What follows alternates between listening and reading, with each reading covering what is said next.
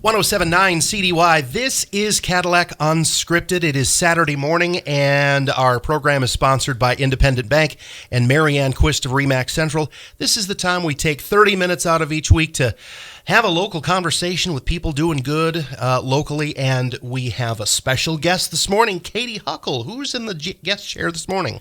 We have Jason Elmore with us this morning. Welcome, Jason. Hey, good morning. Thanks for letting me be here, Katy. Rich, nice to see you guys. Good to see you. So he's had just a whirlwind past year, and we asked for a little bit of time with Jason to talk about what I call the journey to judge. Sure. Can you tell us a little bit about what the last year has been like for you and for your family?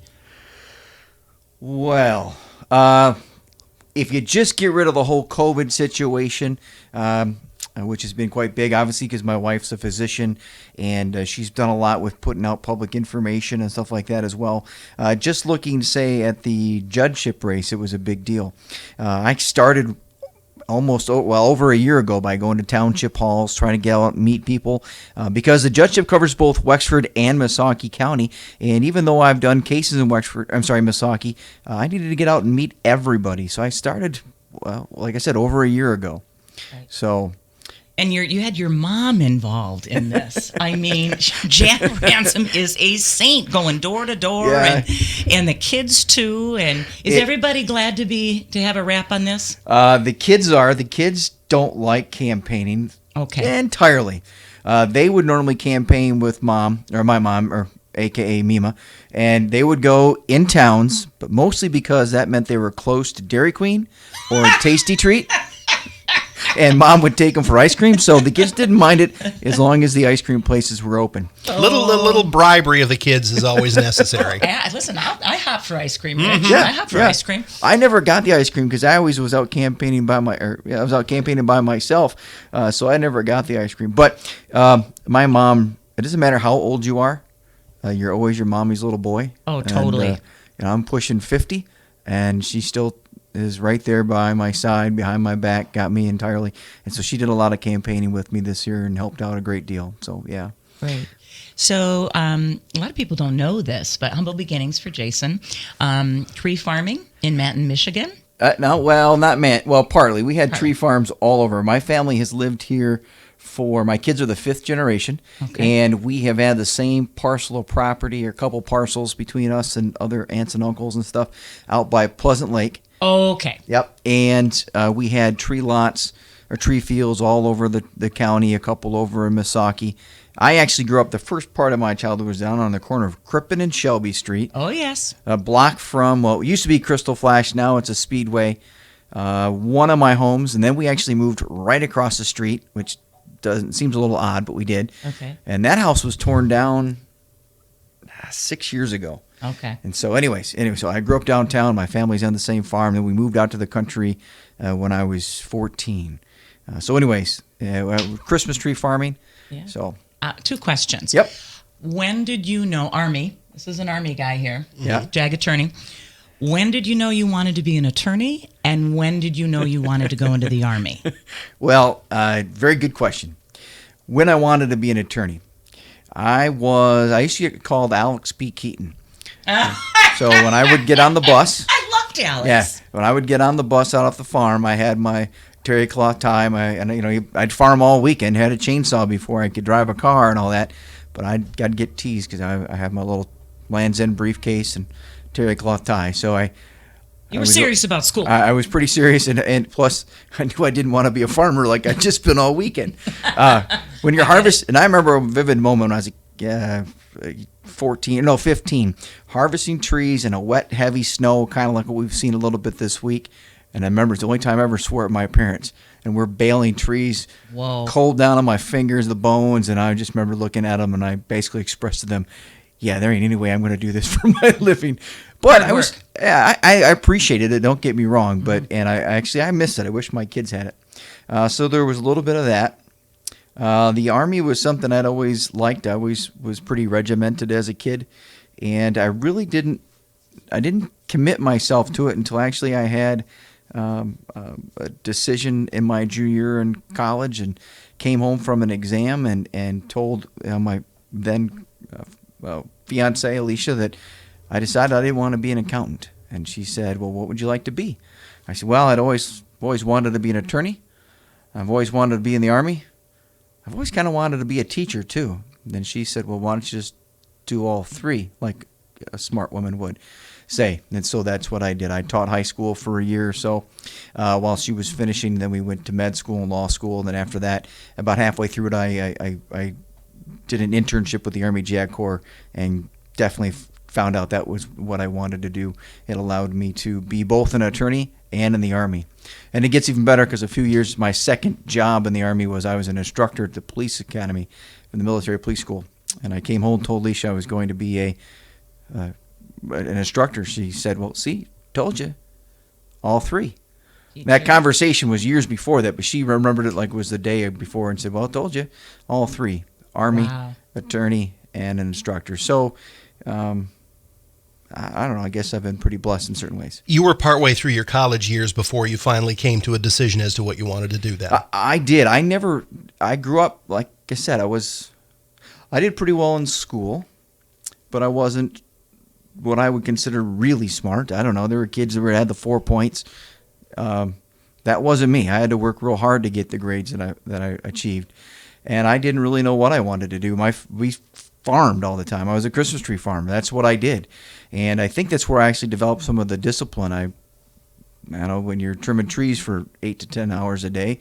And anyway, so I didn't think I was going to be smart enough to be a lawyer. And then I'm glad that you brought that up because in our classroom, we have 16, 17, 18-year-old kids who are feeling the pressure about what they want to do for a living. Yeah. And I always say it's okay. If you don't know yet, it's okay. It's perfectly okay. I mean, it's nice to have an idea because I think it's good to have an idea, pursue that idea, and then realize I don't want to do that. Because if you don't pursue it and don't learn, that's not what I want to do, then you didn't learn anything. It's okay to have an idea and then change your mind. And I kind of thought, all right, you know what? I'm pretty good at accounting. I did some books, for the family and stuff like that in the farm. And I thought that was easy until I was in the middle of my intermediate accounting exam, my junior year. And I call it the epiphany. I pushed back from the table. And I felt like it was like, and I'm a runner, was for a long time, and I swear to God, everybody just ran right by me. Even though no one else was moving, they're all still busy with their flow charts and their calculators, and I realized, what the heck am I doing? I don't like worrying about numbers and dollars. And I prefer, which you can tell, I prefer to talk. And I love it. So the 17-year-old Jason Elmore did not necessarily see where you are now in your future. Oh, gosh, no. I didn't. 17, 18, 19, and 20-year-old Jason didn't know what he was going to do until literally my junior year. And I had to cram in I took way too many credit hours. I was one of those kids who took 16 to 18 credit hours. So I had 3 majors when I graduated college. And decided, all right, I'll take the LSAT. A lot of kids studied for the LSAT exam. This exam you take to figure out like your SAT, which is your LSAT for law school. Lots of my friends took it 2 or 3 times. I woke up, walked across the street, took it, went back home, and went back to bed. Still really didn't know how important it was. And I did all right on it, and then got into a decent school. And so anyways, the rest, I guess, is history. So over the years, you've had dear friends and mentors along the way. Yeah. Can you tell us about a couple of your mentors? Oh, yeah. In fact, there are 3 that pop right up. Number 1 is Mark Kadish. Mark is he's one of those high-priced attorneys in Chicago. He was a professor at our law school as well. And he had an intern or a clinic program. He did criminal defense. So not only was he my evidence teacher, but he was also and we had a fully functioning law program or law office at the school, and I became his chief intern. And he and I we're very close today. In fact, I've talked to him a couple times in the last couple weeks after winning the election, and I still talk to him, still going on and visit him once in a while.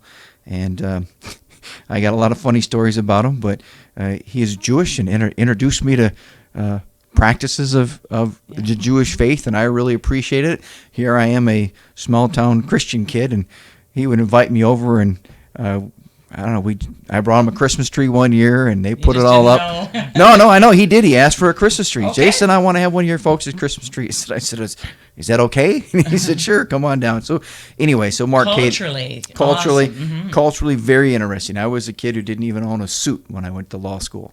I had 2 or 3 ties, and I didn't know how to wear them or tie them very well. And believe it or not, he taught me everything from how to match my belt to my shoes and how not to trip on them. And so, a great guy.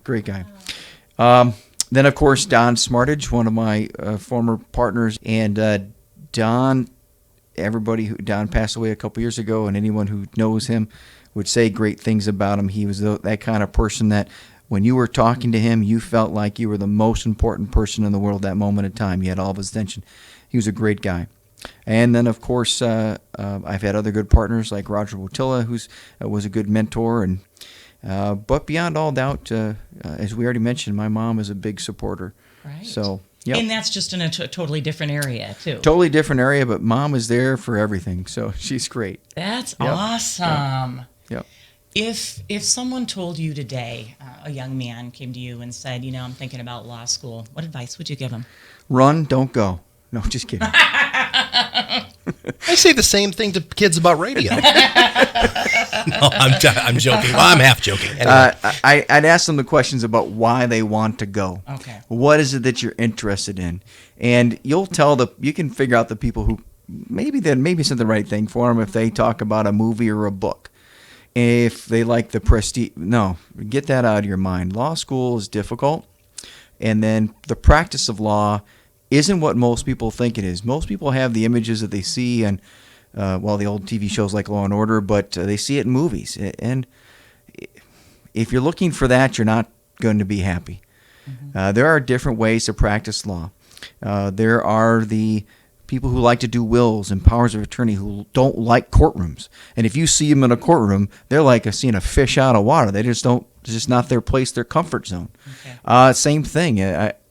There are attorneys who are really good in a courtroom, and that's where they belong. But they can't go sit there and read documents all day long and work on tax records and things like that. The thing is the practice of law is a lot like the practice of medicine. It's pretty diverse. So you really have to kind of have an idea of why you're wanting to go and make sure it's something that fits you. It's the same question we have with any of our careers. What makes Rich want to go into radio? Mm-hmm. What makes you want to go into banking? There's something about it that speaks to you. And you need to answer that first before you go through the investment of law school. Law school is expensive. And so you just got to make sure you know what you're doing. So I would tell them, find an attorney, spend some time with he or she, go to court, go to a law firm, work for a firm, or volunteer your time a little bit. Just get to know what those people are like and what their practices are like before you start pursuing it. Educate yourself like you would with any question. Have you found attorneys that have a mentorship frame of mind? Yeah, some are really are good most at of them that way? Yeah, I've had a couple a couple local students who've come and spent time with me, and I've taken on when I was in private practice. We drive because I would practice in an average of 10 counties any given year, and I drive from court to court, and we talk about what we're going to do that day. And maybe I didn't spend a lot of time with them, but it might be 10 hours a week in the summer. I've had other students come and spend time at the prosecutor's office just to get to know what it is that we do and what we're like.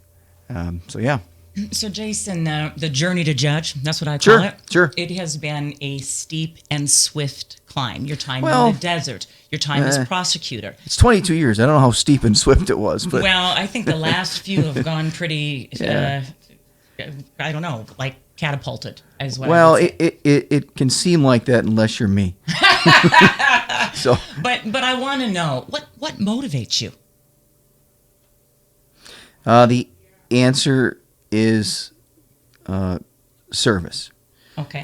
Not some people would say, all right, you're on the radio, don't get too religious, and I won't do that. But I'll say this: that we're all just stewards of our time, talents, and treasures. And there have been times when I have forgotten that, and I have ended up going down a road or a practice where I wasn't very happy for a period of time, or maybe it was 6 months, or maybe it was a year. Just sometimes you miss it. And you've got to identify what's valuable to you. And we are all just stewards of our time, talents, and treasures. Whether you're Rich who likes sharing what's going on in the community via the radio and finds that that's his niche, or whether it's you and working with the charitable organizations and things like that and helping people be able to buy a home and get in. You've got to find something that fits you. And for me, it is working with the community, working with people, serving. As far as an attorney goes, when it comes to money, I was never very good at pursuing and tracking down, getting paid and all that. So I don't have to do that here. My whole job every day is about the word mission, and I like that. The word for me is mission. All right, we're going to take a break. We're going to continue our conversation with 28th Circuit Court Judge-elect Jason Elmore in just a few moments. On 107.9 CDY, a reminder that Cadillac Unscripted is sponsored by Marianne Quist of RE/MAX Central and Independent Bank. Back in a moment. Buying a home is still the great American dream. And yes, it can be an intimidating process. But you can rest assured and have confidence when the professionals from RE/MAX Central are in your corner to guide you through it. Marianne Quist of RE/MAX Central has helped hundreds of home buyers in and around the Cadillac area navigate the process over the years, and she's ready to help you too. From start to finish, from finding a home to submitting an offer, to understanding the purchase agreement, to inspections, surveys, and appraisals, to the time when you finally sit down and sign those closing documents, Marianne will be there. When you're ready to buy, talk to Marianne Quist at RE/MAX Central. See her listings at teamquist.com. Cadillac Unscripted, sponsored by Independent Bank and Marianne Quist of RE/MAX Central. We continue our conversation with Jason Elmore. And Katy, we left off in a great place to start segment 2. I think it's the 3 T's that he's talking about: time, treasure, and talent. Is that Yep. right? Okay, let's hear more about this. Yeah, first of all, we all have time, talents, and treasures. We all have things that we are good at and passions. The challenge for us is we're all generally going from that rat race of go from this, that, this, that, this, that. You have to budget your time, talents, and treasures. And right now, at this time of year, not only is the holiday season where we're talking about giving, but as we look to the new year, 2021, we start to budget. If you don't budget for something, when something happens, you don't have the money for it. You don't have the time for it.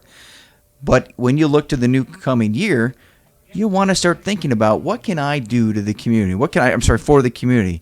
We know there are lots of great programs in Wexford and Missaukee counties, and there's so many ways to give back to this community, and those programs are what help make this community great. So this is the time of year where in our household we start to budget our money. Now, we like to keep our money local. So if we give away, we like to give it to people that we know what they're going to do with it and how it's going to be spent. You know, when I was out campaigning, I'd get asked this question a lot. Oh, what do you think about this and that politics and the Trumps and the Bidens? And I would normally say, actually I said it almost every single time, you know, you can drive yourself nuts thinking about the world outside of where you live. But the place you can have the biggest impact is right here. You start by to impact this world, you start with yourself, your household, and then to the community in which you live. And if you can do that, you're going to have a really big impact. When you start to give your money out too far locally, the impact dilutes. Same thing here with your time. Find a program. Find something to do with the local community. Give. We're blessed to live here. We should support the people that live here. Those are the people we see and know and work with and our kids go to school with. So anyways, yeah. I like it. And you know what we've seen is an amazing collaboration with nonprofit directors in the community. So you've got, you know, Amber from Oasis and Amy from Habitat for Humanity and Doreen with the Cadillac Area Community Foundation, Kelso. Yep. All these Yep. EDs are getting on a call and saying, I know what you do and what you do, but we've identified a need. Can we come together and address it? And one of them is shopping for these senior. Where are they bringing the groceries for the senior citizens? Rich, remember Doreen was telling us about that. Yes. They go out grocery shopping for shut-ins and stuff and bring them groceries. And that was something that was identified on one of these calls. So I just, you know, sometimes, and it's what you say, Jason, when you can control things within the community and how you can have the biggest impact if you can stay focused. And in other larger cities, I've seen more competition between nonprofits. And in Cadillac, I see collaboration. It's so refreshing. There was probably a time where there was a bit more competition locally, but I'd say in the last decade especially, we've seen a lot more collaboration. And it's very common for people to start up a program, see one need, and focus on it without realizing, okay, I probably do better, and my program does better if I collaborate with other people. And so we do have a really good collaborative nature here in our local community. Mm-hmm. So there's a lot to do here. There's a lot of people in need. Our homeless rate is higher than most people would anticipate. Now, I've campaigned, and I can tell you, knocking on the doors that I have, there are people who still have dirt floors who live in our area, who still have doors that don't seal, and they live in that trailer or home all year round. I'll tell you what, by the way, I generally knock on the doors of voters. Those people vote because they care. And there are opportunities to give here locally. You just got to go out and go find it. So this holiday season, I would tell everybody, start looking for it. I know we've all had a rough year. So what? Get together and work together. Okay. How important is military service? And is that something that every family should talk to their kids about? I think everyone should. Now, it's difficult when, at least in our house, because two of us have served and the other kids don't want to, at least not right yet. Okay. But again, and I've got a 14-year-old, a 15-year-old, and a 20-year-old, and who knows, I didn't decide I was going to do it till I was 22. So that's all right. I think there's a lot of opportunity. For instance, when I was deployed to the Middle East, I could have taught. I didn't teach, but I wanted a little bit of time off. But I had friends that taught for Central Michigan in a tent in the desert. I had friends I knew soldiers who were getting really good educations from Michigan schools and other schools. So there's a lot of opportunity. I so highly support military experience for people, and plus, it's a great way to give back to your community. So for me, I've been in it for 22 years. I retire here in the next year, and I will miss it. But it's time for me to retire, at least from that, so I can focus on the next chapter.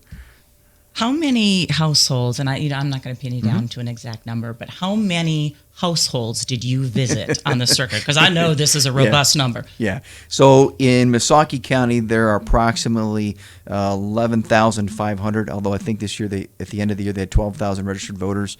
We hit on the doors of nearly 10,000 of the voters. In Wexford County, we have 24,000, give or take, registered voters. We hit the doors of about 16 of those. Okay. So, you talk to so many people. Give me two of the biggest concerns. And let's remove the election from that. Okay. Yeah, you get rid of that. Okay. If you get rid of the Democrat, Republican, Biden versus Trump, which I can tell you, by the way, after that first debate, moods changed real quickly out on the campaign trail. Right? Oh, easily. People were irritated at it, disappointed at it. Wow. You put that to the side. When I was knocking on doors, people, one, appreciate that you're out there knocking on a door. Okay. A lot of people say, yeah, you're the only person who's ever knocked on the door, and this is the third time I've seen you. Or some people say you're the first person ever to knock on this door. People care. I can only tell you this. People are really caring. I've knocked on doors where you look at a driveway and you think, I don't know if this is a driveway I want to drive down by myself out in the middle of the woods. Sure enough, I would, and I'd go out there. People would want to invite you in. People would ask you want a glass of water. People would sit there and chat with you about anything. Even if it had nothing to do with being a judge, they'd want to ask me about some other political issue or something in the community. Mm-hmm. So, again, when I think people were talking there, what I got from people is they really want to see people who care in office. And that's why I mentioned that debate. I see. That really seemed to bother a lot of people, and they really want to see people who care and have experience in that job. Okay. And that's what I took away the most from people. And besides how often they were so nice. Isn't that great? Just a lot of extremely nice people. Renews your faith in humanity. It did for me. I can tell you this. Running a campaign is very difficult. It's a lot of stress. You get a lot of people who like to chime in on social media and say bad things about you or bad things about your family, even though they've never met you. But that was extremely rare. I really enjoyed knocking on doors because I really enjoy talking to people. I really enjoy getting out to meet people and say hi. And I had a routine, of course, because of COVID. I'd knock on the door, step back. I'd put my brochure either on the counter or tuck it in the door. I'd sanitize my hands and keep my 6 foot of distance, and we'd chat. And most people really enjoyed chatting with you. So I've got some other colorful stories, but some of them we'll leave those for. Want to share on the radio? Yeah. Big shoes to fill. We've been really blessed here locally, and having practiced in a lot of other counties. Plus, in my military career, I've practiced literally 20 different Army bases around the world, and we've been really blessed with our circuit court judges, and so big shoes to fill. So, yep. I want to talk about, to close, what are you most looking forward to about your new job?